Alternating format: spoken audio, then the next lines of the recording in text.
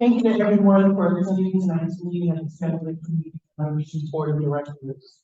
As you can see, the board is back meeting in person at the San Bruno Senior Citizens, the San Bruno Center, and we welcome members of the public who are attending via Zoom.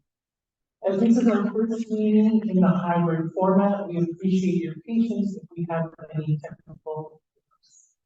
A couple of technical items before we get to the content of tonight's meeting. Please know that we want to hear from you. Members of the public who are here at the Senior Center in person, if you would like to speak during public comment for items not on the agenda, any of tonight's items, please fill out one of our speaker cards that is on the table near the door. If you are attending on Zoom, if you would like to address the board during public comment or turn for items not on the agenda, or any of our items, please use the raise your hand button at the bottom of the Zoom screen. Once you raise your hand, the executive director will see that someone wants to talk, and she will let me know that you are waiting. When it's your turn to speak, the executive director will call your name and unmute. If you are joining us by telephone, you may also address the board during public comment by pressing *9, and the executive director will address you and unmute you. Speakers will be given 3 minutes to address the board. Please note that individuals may only speak once per agenda. Leslie, did we receive any emails from the public? No, we did not. Okay. So let's begin the meeting.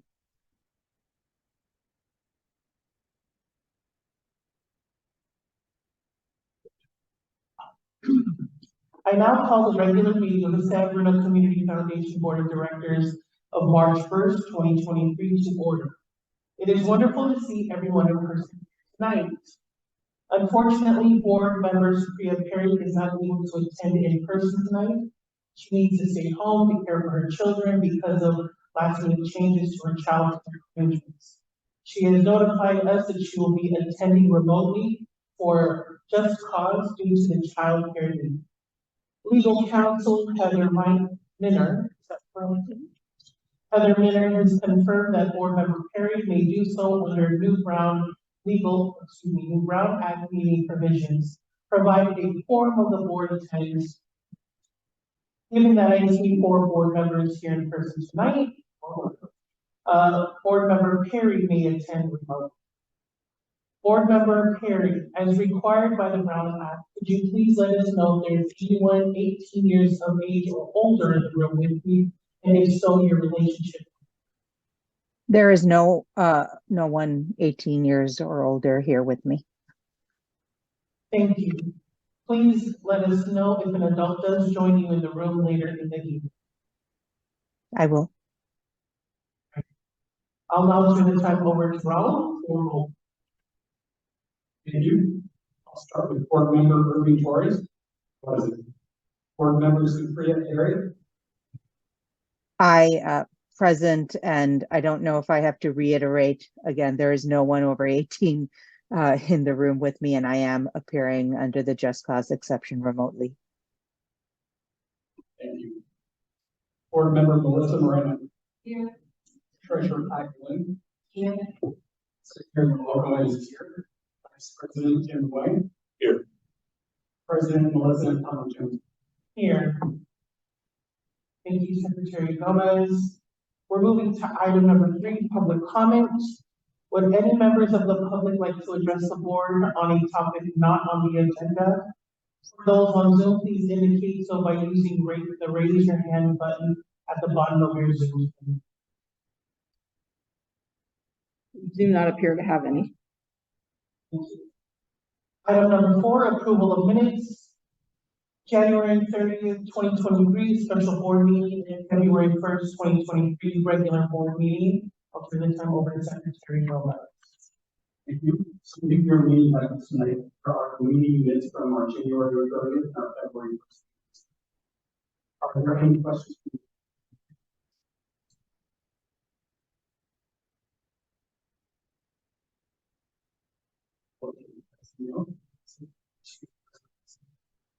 Okay. Would any members of the public like to comment on this item? There are no hands raised. If there are no questions or comments from the board, may I have a motion to approve the minutes? Thank you. And I'll turn it over to Secretary Gomez for roll call. Thank you. Board Member Irving Torres. Board Member Sophia Perry. Aye. Board Member Melissa Moreno. Treasurer Pat Flynn. Secretary Gomez. Vice President Jim Roy. And President Melissa McConkey Jones. Aye. Thank you, Secretary Gomez. Item number 5, Executive Director's Report. I'll turn it over to Melissa. Thank you. We're doing a lot of things here today. Good evening. It's great to see everyone here in person tonight.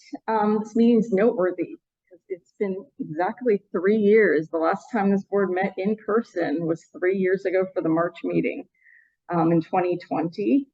And, you know, we've had to significantly alter how we've worked these past 3 years, but I think we all adjusted well. And now it's an adjustment coming back in person in a hybrid format. So we thank you for everyone's patience as we get through all these technical hiccups. In the packet was my written report, which I assume you've all read. I just want to highlight a few things here tonight. First, an update on the insurance policy renewals.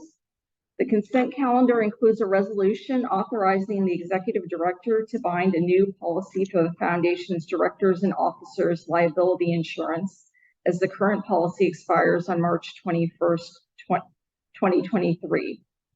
The foundation's commercial general liability, property, cyber liability, and non-owned hired auto liability insurance policies are bundled together with the Philadelphia insurance companies, and the workers' compensation insurance policy with AmTrust North America are also up for renewal in March.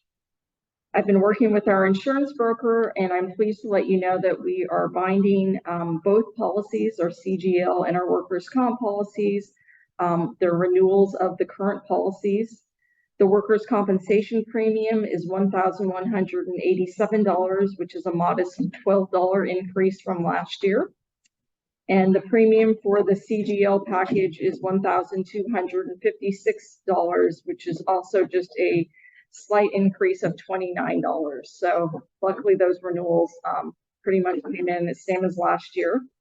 The new term for those policies will also start on March 21st, and those will take effect.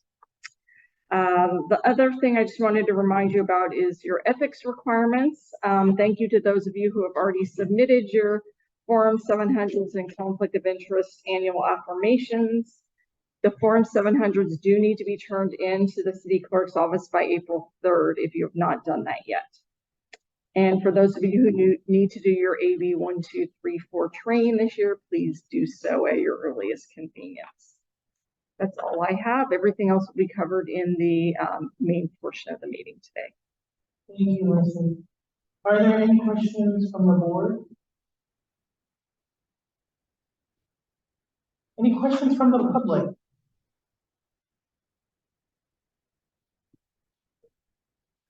Awesome.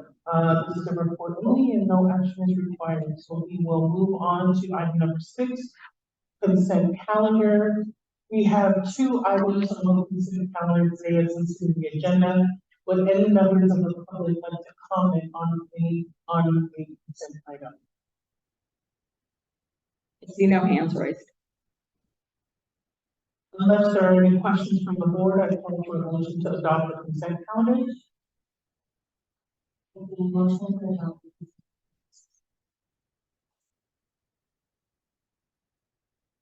I'll turn it over to Secretary Gomez for review. Thank you. Board Member Irving Torres. Aye. Board Member Sophia Perry. Aye. Board Member Melissa Moreno. Aye. Treasurer Pat Flynn. Secretary Gomez is aye. President Jim Roy. Aye. President Melissa. Aye. Thank you, Secretary Gomez. We will move on to item number 7, conflict of interest. As you know, the foundation is supporting a the new San Bruno Recreation Aquatic Center, which grants $50 million to the city of San Bruno. We have appreciated the regular updates from the city on the implementation. In preparation for the opening of the ramp in the fall of 2023, city staff have prepared an implementation plan that will guide the operational, programmatic, and fiscal planning for the first 3 years of operation of the facility.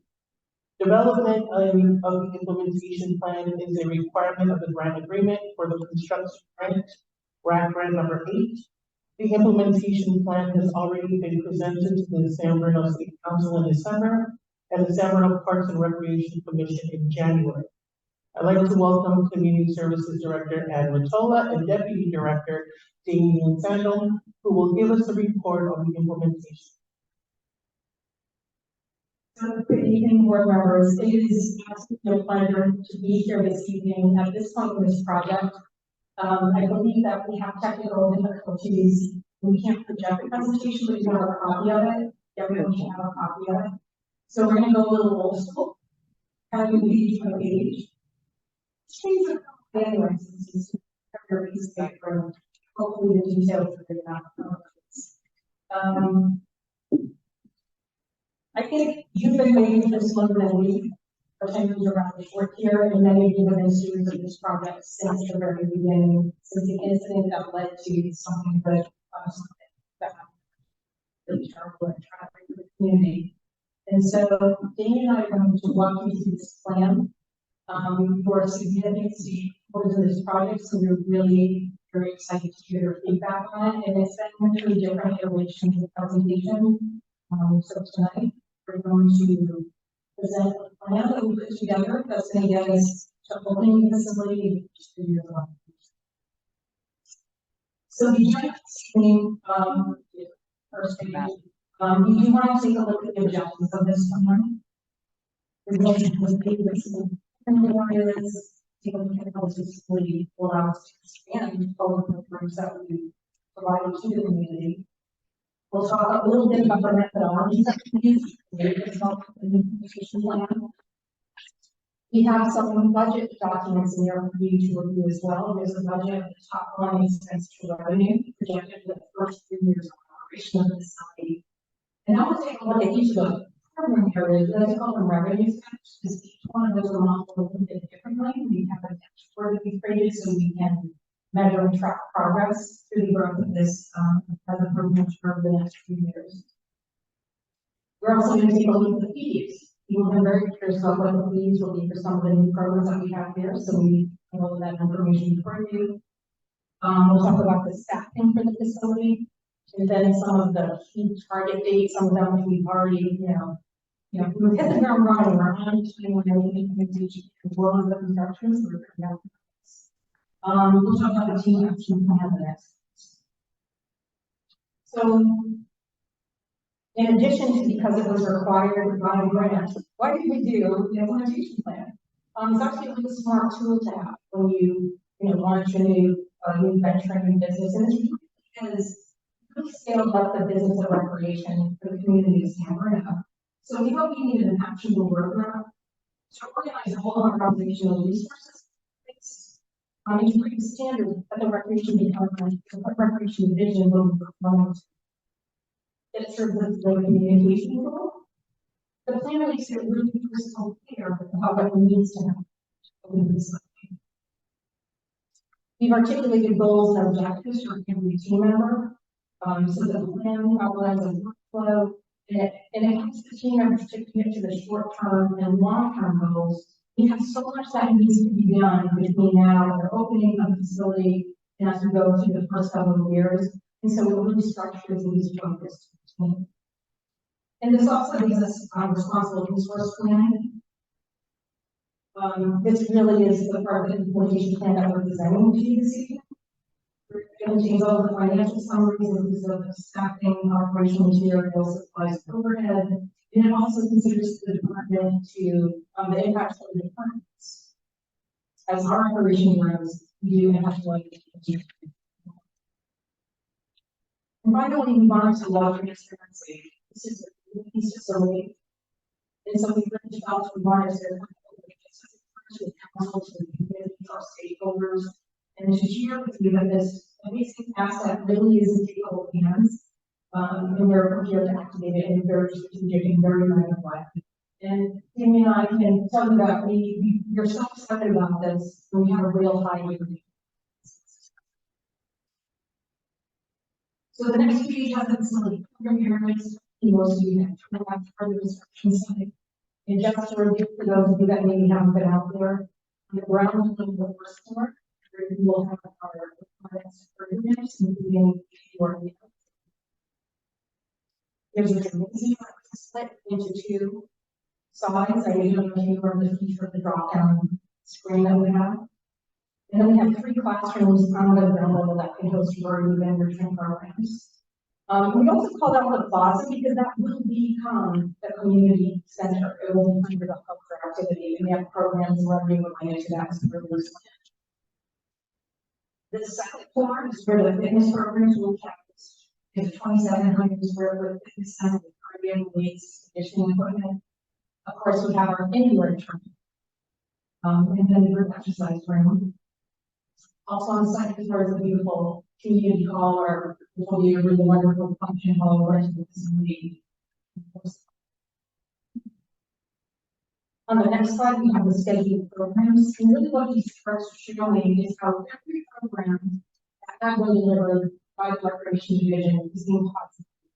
Everything's being scaled up. And then there's also some new programs that are being so you'll see all the increased capacity for everything, and then the new areas of a program are as part of the bill. We have some party areas as part of the swim center, and these tend to be really attractive theme rentals. It has its own little radio center attached to it, and so we anticipate having a lot of rentals of the party rooms with swim parties or birthday parties. The food rentals themselves, we have models that we can rent those out. The other new area of is actually fitness. And then we have a membership structure. We're going to present you this evening. And then, of course, if the different exercise classes. Everything else here grows. And of course, one of the things that we're really going to focus on community center. We'll talk a little bit about that structure and some of the different ways we'll be implementing that in the full business and show how we're expanding. The next slide starts reviewing the budget methodology and the cost structure. Because I'm a little bit of a budget wrong, but I think it's kind of interesting to use great programs, models that are to serve the public. There are different guiding documents that we look at. We don't just kind of create in a bubble and say, seems like the restructuring. We actually have some guiding documents. And so the first one that we look to is the business plan. Because what we wanted to do is to look at the business plan that was created, and that was also part of the plan. That was like the grant itself from the foundation. And if you recall, in that grant, it created some facility costs. So what they did is look at the cost recovery for about 5 different agencies that operated facilities similar to what we're building. And the cost recoveries ranged from 31% to 68%. We also took a look at the past performance of the recreation division, and just a 5-year pre-COVID average was about 64%. So as we began developing a plan of trying to meet the projected target of 66%, that's kind of what we came up with, and it happens to be what was also recommended.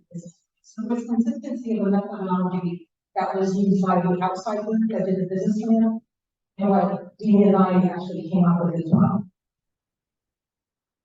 Another kind of guiding principle we were trying to follow, we wanted to have no more impacts for demo funds than what our current impact is right now. So we wanted to grow programs and services and staff and all these bells and whistles, but we wanted to keep what our ask of the general fund is.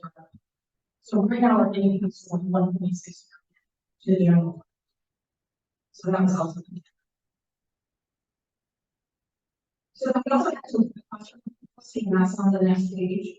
And so the city adopted a policy a couple of years ago, And there are three different thresholds, with the highest cost recovery defined as full or near cost recovery. And as we look at the different revenue centers or programs, we'll look at in the next couple of slides, facility rentals tend to fall in the highest, and they have an individual. So when something is really individual benefit, you want to look at something that's 80 to 100% cost recovery. If you look at this policy, most of what we offer within community services and within recreation fall within the medium cost recovery. And that lower program is really the reason why we do this, the reason why our department exists is to promote health communities through programs that we offer. Things like the adult and youth programs, like the fitness center. And so because of this, we designed these so they're falling between the 40 to 79%. And the reason why it's in the middle is because there's kind of this fast clinic into the individual benefit. The cross recovery policy also includes the low cost recovery range of 0 to 39%. And within the recreation industry, typically the only program set that you see fall into that are for seniors, as there's a benefit to the community at large, and we're creating a series of programs and essential services so that our population can be decreased. Okay, so let's look at the this is a little bit, it's a lot of information on a little page without the, so I do apologize for that. So the top line summary is what I wanted to show you here, as well as the 3-year objective. So in the first column, you'll see our current adoption. And if you look at the very bottom line, you'll see 24%. So our current cost recovery is 24%.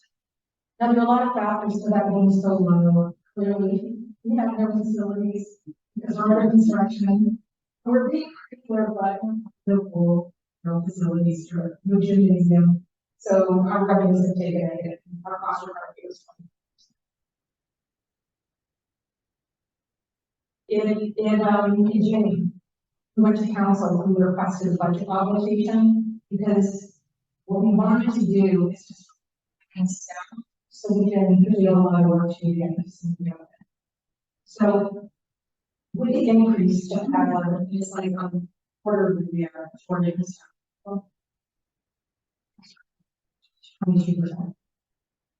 But it's okay, because it's all going to get better. Something erodes from here.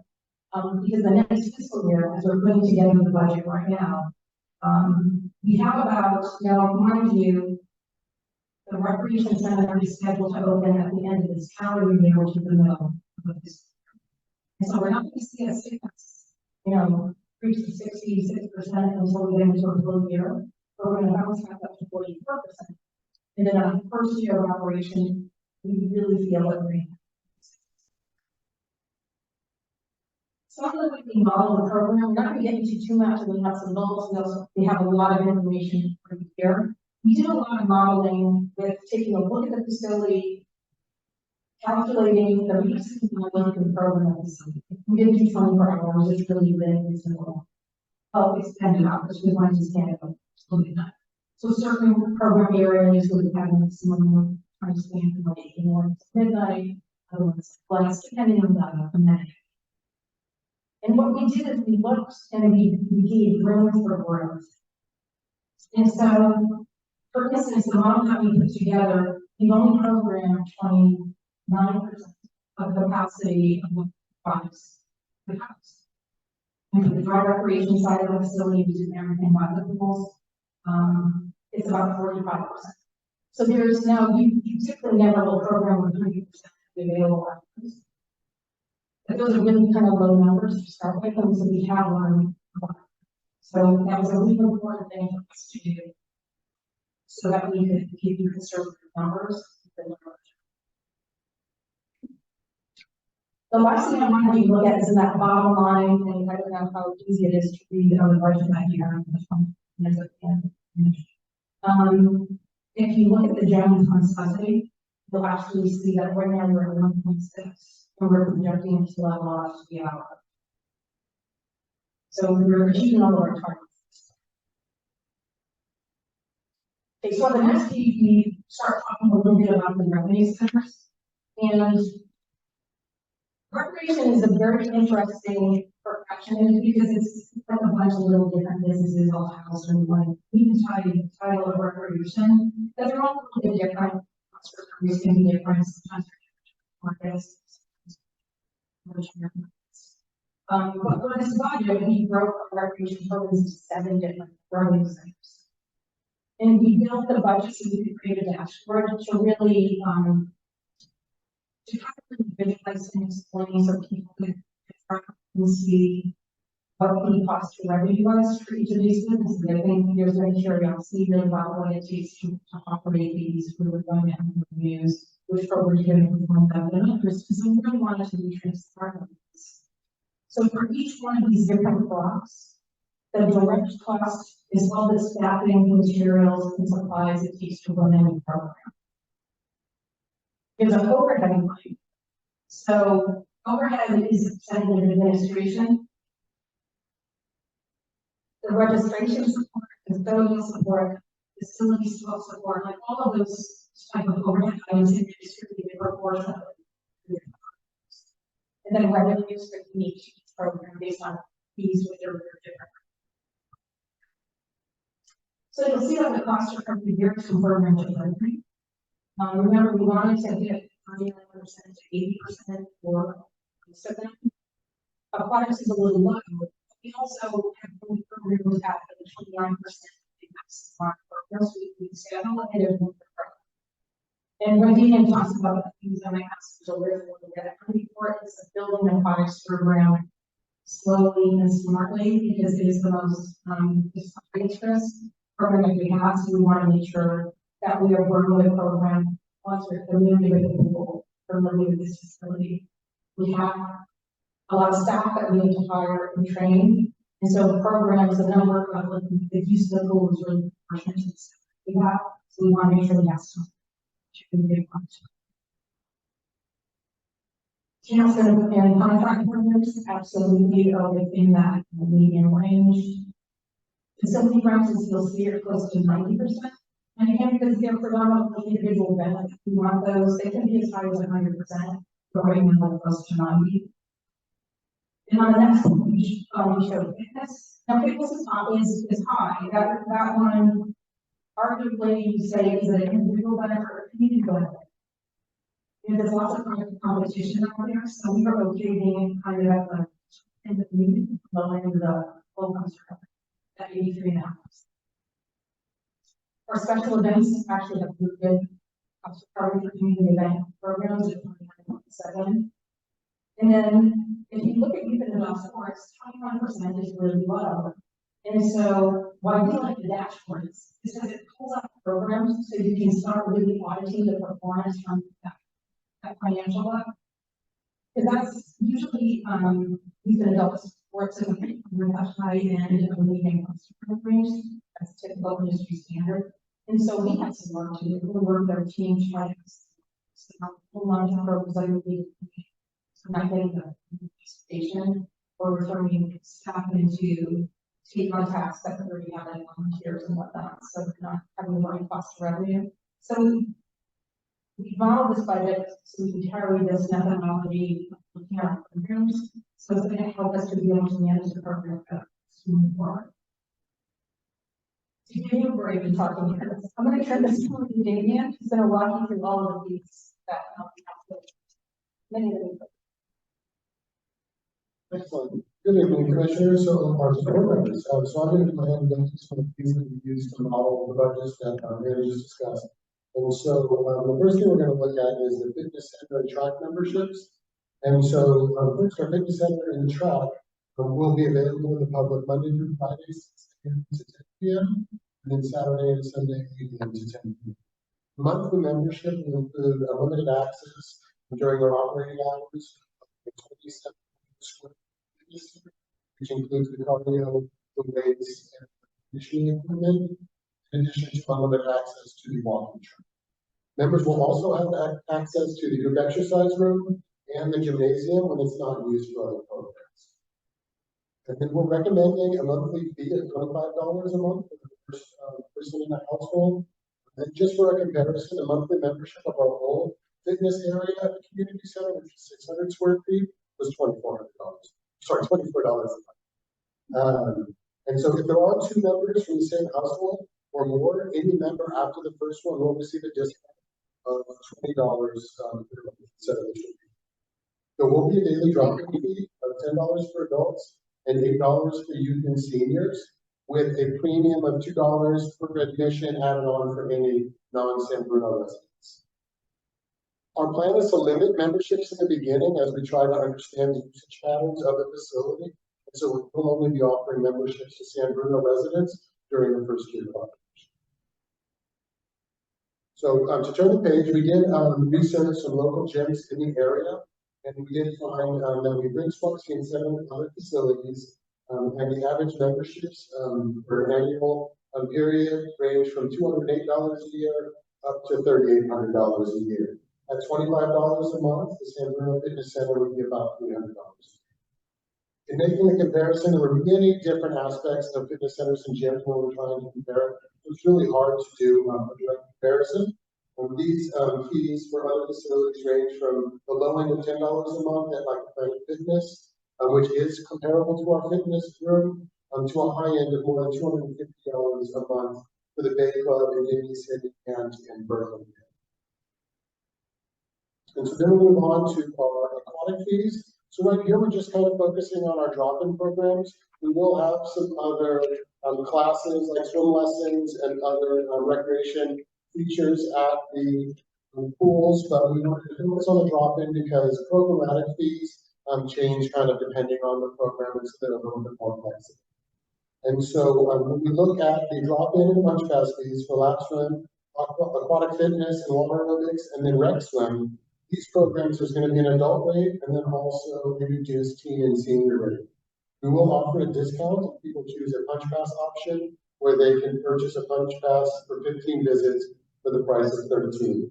And then for all of these options, similar to our fitness drop-in programs, there'll be a $2 increase for non-residents for each of these fees. And so just to kind of piggyback on Ann's comments about products and staffing, and that's actually where I spent most of my career, is running community pools and public water parks.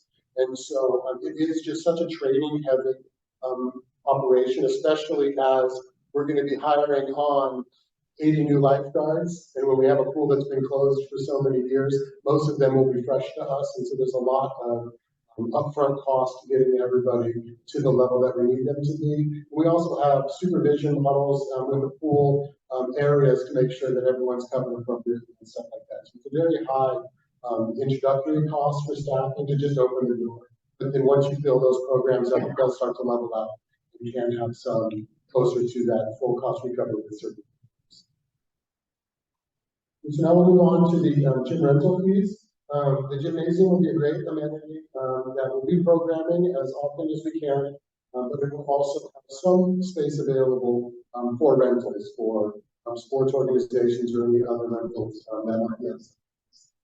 The structure that you see is kind of similar to the facility rental fees that are in our current structure, where we identify a base rate, and that is a competitive rate for non-residents. And then we have offer a 20% discount rate for San Bruno residents and also for San Bruno based on products. And then we're also introducing a commercial rate. This is something new to our plan, as we want to make sure we set up appropriate fees for organizations that may be renting quality to profit on them. And so these can be commercial rentals for maybe film shoots or commercial shoots, or maybe if someone hosts a large convention or something like a Comic-Con for the whole facility. So we wanted to make sure to elevate those things. So then we'll go ahead and go to the next thing. We did benchmark these fees against Cappuccino High, Redwood City, and South San Francisco. They all have similar size gymnasiums, which are high school regulation size. And the average for those rentals is $211 for weekday use and $236 for weekend. So weekday use for $211, weekend for $236. And so we do feel like our prices are right there, slightly below the average.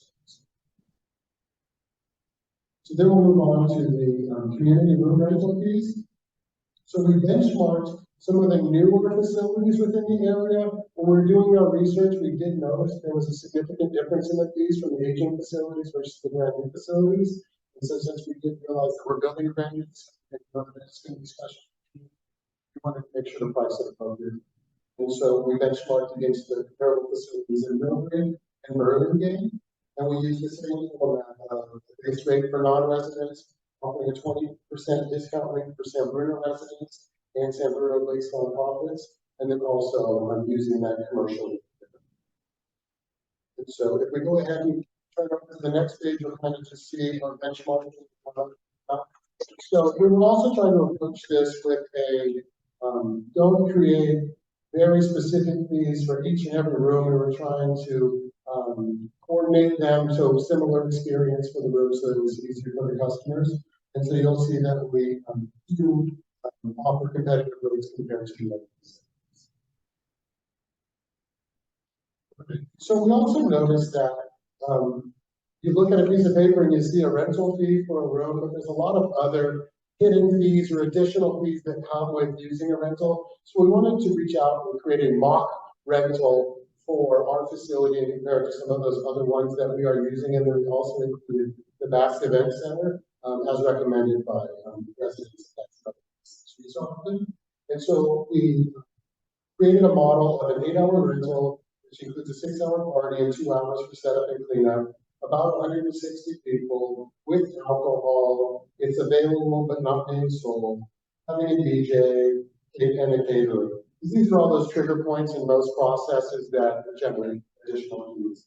And so when we looked at that, San Bruno actually did have the lowest resident rental rate for that event at $4,931, and the non-resident rate was second lowest at $5,111. So those are our fees. I will pass this on to Dr. McDonald.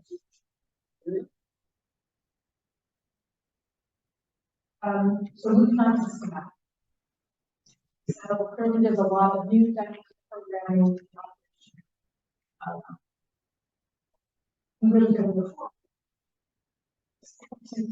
Right now. So we put together a staffing plan and was successful in the augmentation request to the budget that we brought to council in January. And so we added 2 supervisors and 2 coordinators. And we just finished our supervisor recruitment. And so those positions, we have some internal folks moved up with some new hands. So we're really excited to have those people on board.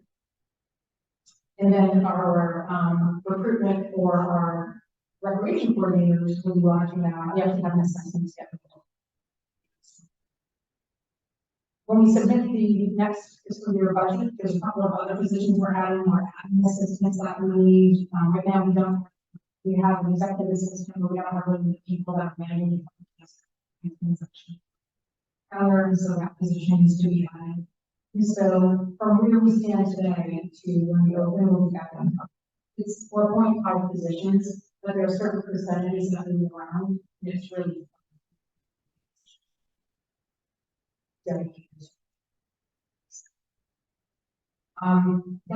next one just has I just have this item that has my personalized budget in it.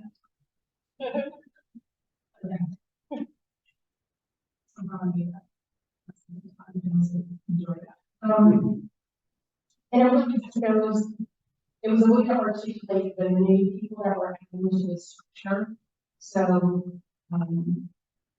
there's the 2 supervisors and we have and customer service representative, 2 coordinators, and then we really want to highlight the one that represents all of them. So currently we budget about 15,000 hours of part-time staff, and this implementation plan will require closer to 1,000 hours of part-time staff. And that includes all of the guard staff, all the facility attendants. We do have plans where we want to have staff really kind of caring for the facility, behavior to facilitate different renters, people in the fitness center. So it's a really good plan, and we hope to be successful in our pilot. If you look at the next page, we want to talk a little bit about the staff and the labor plans. As our staff and operation grows, we impact two departments in particular, and that's human resources that we have to partner with, particularly for the volumes of part-time that we. So recreation, we are fueled by part-time energy and part-time staff. Sometimes we get people that can stay with us for a number of years, but there are certain programs which tend to just be seasonal. We have this real high turnover. And so, we wanted to be mindful of that. Also, this is a brand new facility, and we want to make sure that we start from like right now, not even before it's over. We're working with facilities right now as we're selecting material finishes. And a lot of the details, we want to make selections, which you do, and we'll be able to maintain our requirements so we can keep the facility as close to open day conditions for as long as we can. And so what we wanted to do is to provide a budget, a version of the budget that we showed at the beginning of the presentation by adding support. So HR could add to staffing and facilities. So if you look at the next budget, it's not expansive, so you see lines change. My presentation to convey. And it's actually looks really good from the bottom line. So that first budget is what we saw at the beginning of the presentation. If you look at the next page, we added a new line versus the other city department program. And you can see the funding in there for 50% of the 100% of the facility maintenance. Just like people like run, they'll really like this. And they may take on a couple, they may take on the senior center as well, but it really kind of gives facilities the ability to take care of. We have a lot of city resources in here for needs to expand as well. So if we add in that cost, we drop from the 66% cost recovery to 62%. You can see our general fund subsidy is pretty close to what it is today. And so as we move forward with the 23-24 budget request, we're going to add this in. So you see some target dates on the next slide. And so some of the big ones that have come and gone and have been really wonderful is that we have the approval of new staff positions. We opened up recruitments for the supervisors and coordinators. We completed the supervisors. We're going to get the recreation coordinators on board. Hopefully, they will be here on Monday. And then there's kind of this work that they do, including recruitment of the part-time staff. We want to have everybody on board in October, so we have a good opportunity to train before we even open. There's a lot of operational training that needs to happen when we're in a new facility. We have new systems. We need to get to know kind of the ins and outs of the course before we have the problem in there. We'll create additional, expose additional different ones. The next couple of slides give you an idea of the team action plan. Certainly, you don't need to go through. You can see all of the details that need to be kind of built. Some of the program administration processes are in order. Again, staff recruitment or onboarding of times is a big chunk of work.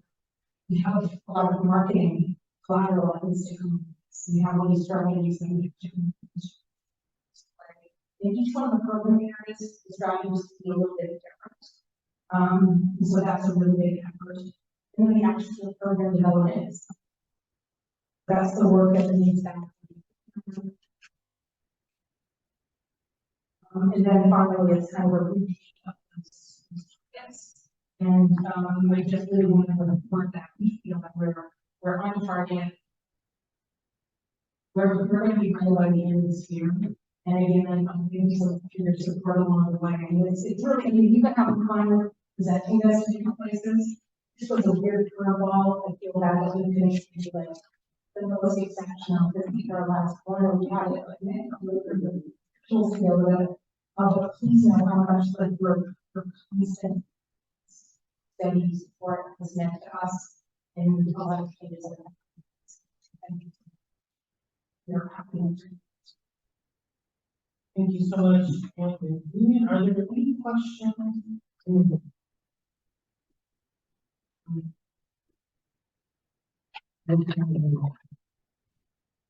Thank you so much for the presentation. I have a couple of questions. I think you mentioned that you mentioned hours of the pool and So it'll become office hours and work hours, and so our office hours aren't really determined yet, it'll probably. And otherwise, the program hours will just be flexible. We do look at the pool, it has similar hours to the fitness center, because especially that 9 a.m. or 6 a.m. time, for a good lap swim time. We probably won't stay open as late in the pool, but we'll also be very flexible depending on usage. And then with rentals, that timing is kind of dependent on the consumer, and so it would be available probably from 8 a.m. to midnight on weekends. thank you. And then, I'm a little bit, sort of question mark in my head about, it's actually less than 4.5 FTE. So the director of this,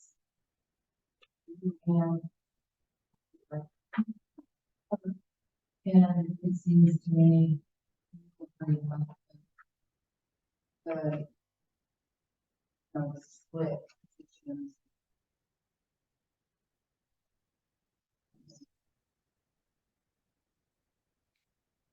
So, I would say information, it's actually been difficult for us to work in departments that are multi-function.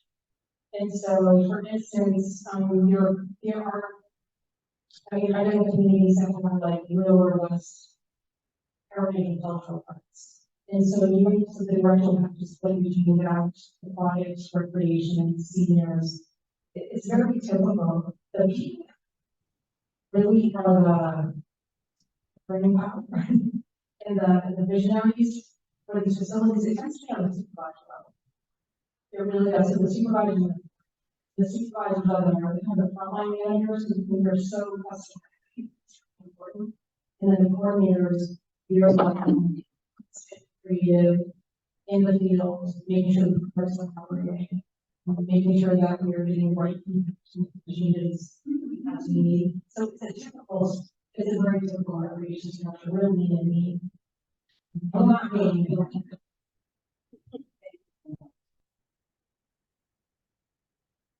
So I.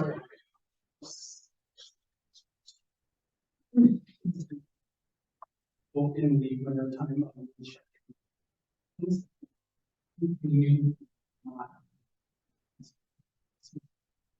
You administer that, all that we take care of. So we will have the requirements around pools to keep people out there, and for access to the facility, everyone will have to come in through the main lobby entrance for the facility, so that's how we'll control the entrance. We will have some options to open a gate by the pool to allow people if there was any sort of specific special events and things like that. But our main lobby is where we're going to handle all of our cash transactions. Unless we had some sort of extra special.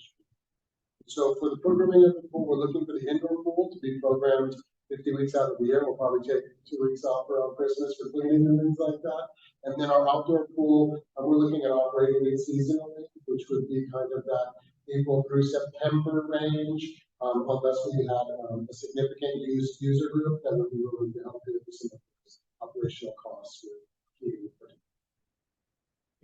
The second question is more for the almost.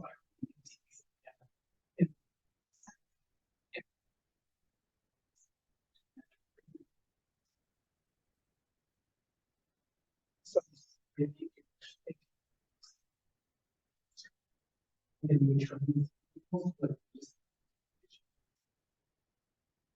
So the good thing about the types of programs that will occur in this space, you're not completely exotic, you're not unknowns. And so the setting up of the process is really about the program. I think recreation, we look and say we can program our back. If you give us a place and we can figure out how to create a program now. So we go to this beautiful space, that's why we need to, so we're trying to get everybody here in October. Because we're anticipating that we're going to have that month before we kind of get in the facility then it's like, it's very soft. So we'll probably be in the facility a couple of weeks to a month before we get open.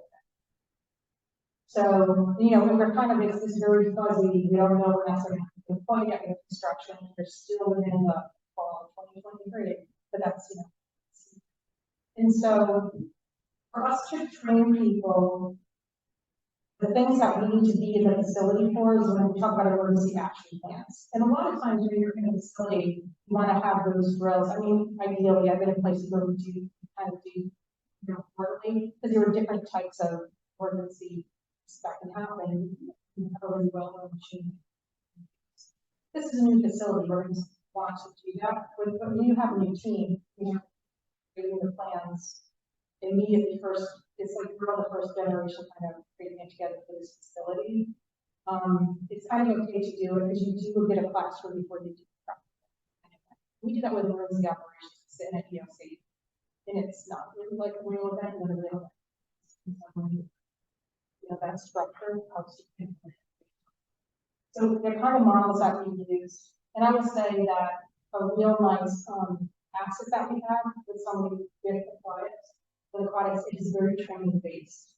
And they do sometimes open trainings, you know, before it's time to open season pools and whatnot. So the ability to transfer the training is something which I mean we actually want experts to do that. So that kind of helps us out.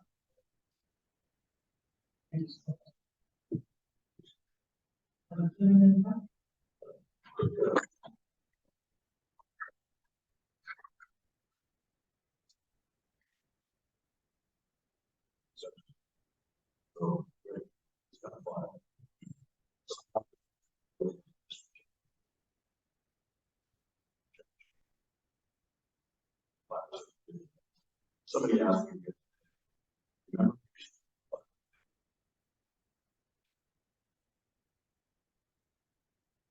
think that's part.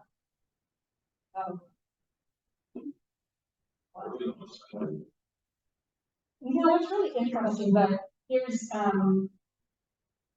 just think something to think about is when you have a, you have to be very, it's this big a pause and you put it up, because everything has changed, the dynamic of passion, the creek has totally changed access points, and that's kind of what it is. You can't just give a curve.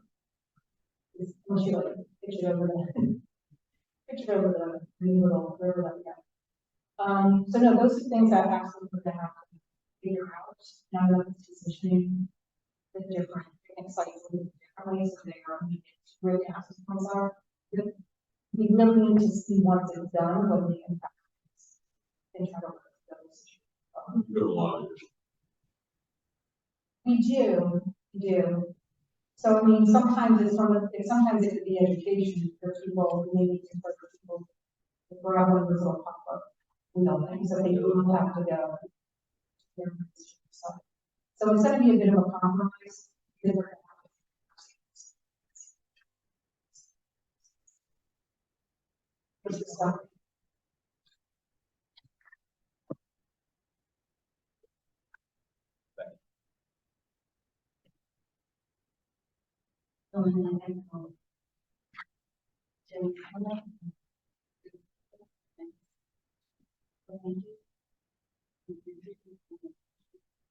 Some of my questions were maybe just for me to understand.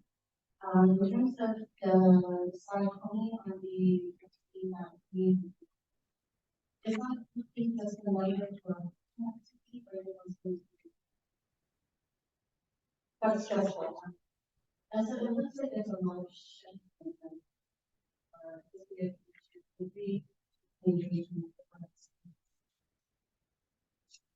yeah, so I mean, there are funny things like we have a superintendent without women. We're not really, staff supporting the right functions. I mean, it's really a great opportunity when you bring out new operational models. I think sometimes in government, what you have to do is you get a certain number of people to have your program. And sometimes unless someone really pushes you, you don't keep looking at it. when you think of businesses, they have to be on their toes and be examining their business models and shape shifting like every 2 years. So this gives us the ability to do that. It's only 3 years we need to do that, so it forces us to really make sure we're agile. Quite honestly, we had to be, if we went to council on it and we said we want to use coordinators, and then it would have been like a whole review.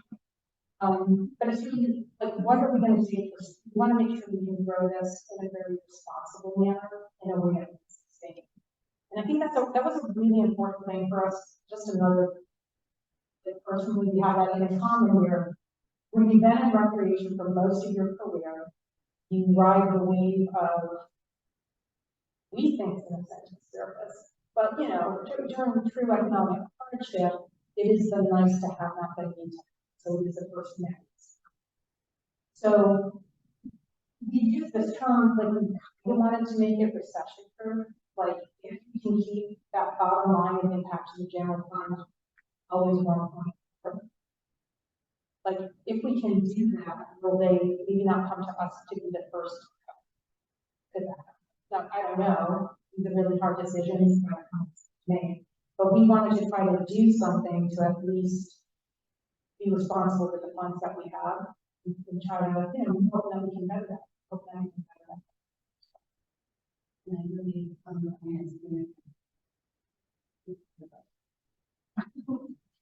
and, so because it is such a big undertaking of opening, because stop opening or slow opening or small programs. Yeah, so with our current plan, kind of depending on what the construction completion is, we're looking at opening it up for drop-in programs. So the pool for lap swim and rec swim, depending on the season, the fitness center, and potentially the membership right off the bat. And then maybe like an open gym for the gymnasium area. And then kind of after the first of the year, and that's kind of sliding depending on when completion date will be, we'll start doing more programs there and more rentals and things. We didn't want to get a wedding on the books now and then tell them that we're delayed 3 months because of the rain or something like that and ruin somebody's day. So we're kind of, that's going to be our soft. It's our goal for staff to look at that so we can walk and have that kind of drop in.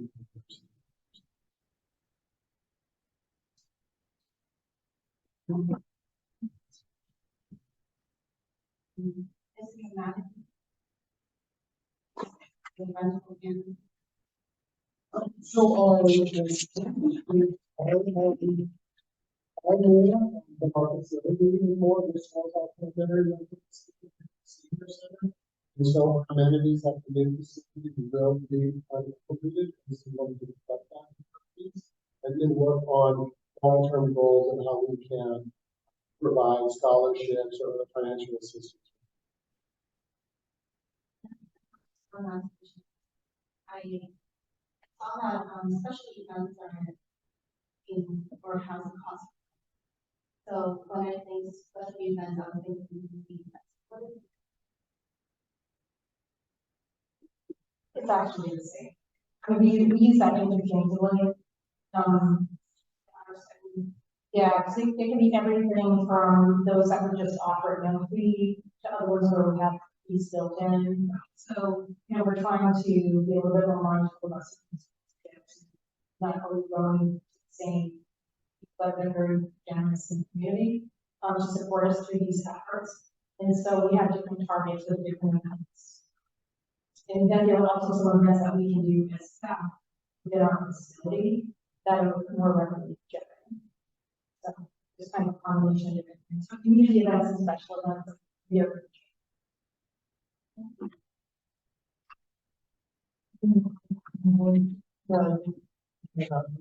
Do you have anything you want to add? Question?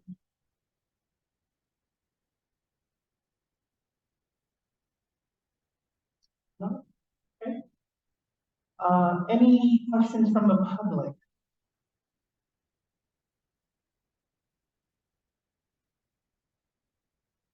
All right. Excellent. Well, thank you, Damien, and thank you, Anne, for the report. We look forward to hearing more.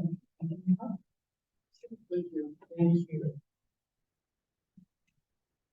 Item C, receive report from the investment committee.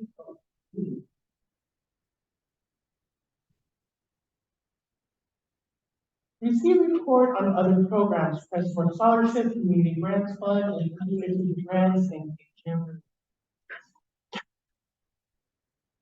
Turn it over to Leslie. Thank you. So just a quick report on our other programs. Jessica and I have been very busy with both the Crestmore Scholarship and our Community Grants Fund program, and just wanted to go over those quickly with you. On community grants, as you know, we approved 23 grants in December. We have executed all 23 grant agreements, and we are nearly done with distributing the grant checks to the organizations.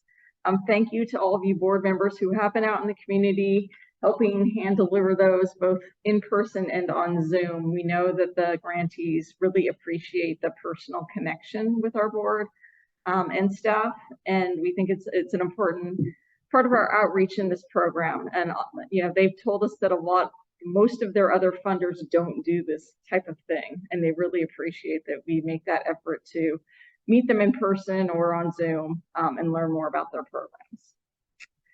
Following our usual schedule, we plan to launch next year's cycle, the 23-24 cycle, at the beginning of July. We don't anticipate making any major changes to the program, so we will run on the normal schedule, which we launch in July. We do workshops over the summer. It's a mid to late September application deadline. The review process takes place in October, November, with the recommendation of the review panel coming before the board at our December meeting. So that should follow that schedule again. On the Crestmore Scholarship, this year's cycle is in full swing and taking up Jessica's time.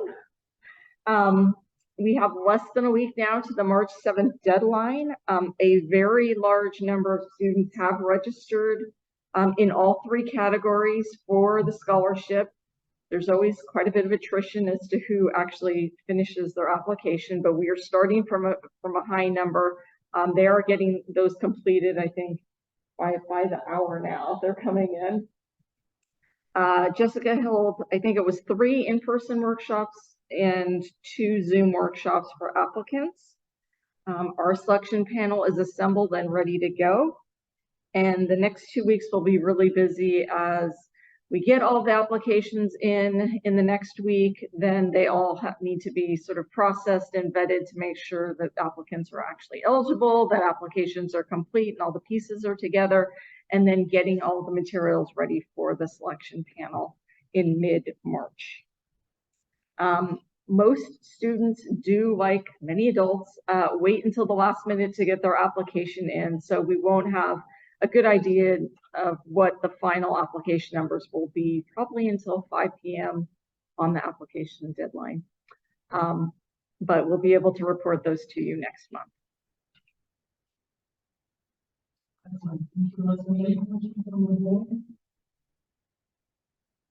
Any questions from the public?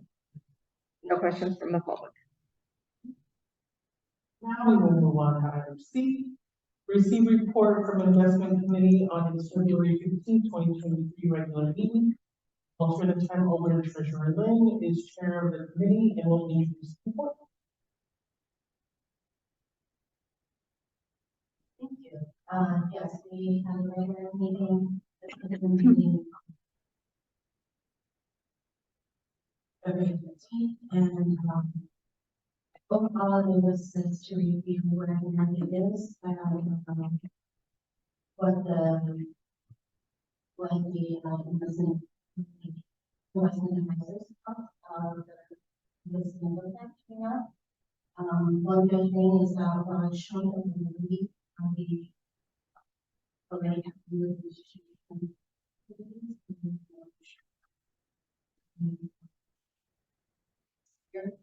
and in terms of investments, they do believe that it is starting to come, but there is a chance.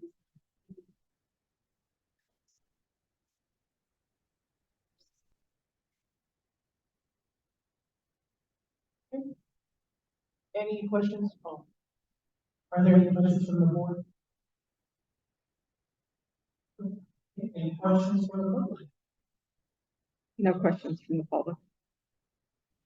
Thank you so much. We will now move to item number 8, board member comments. Would any board member like to make a comment at this time?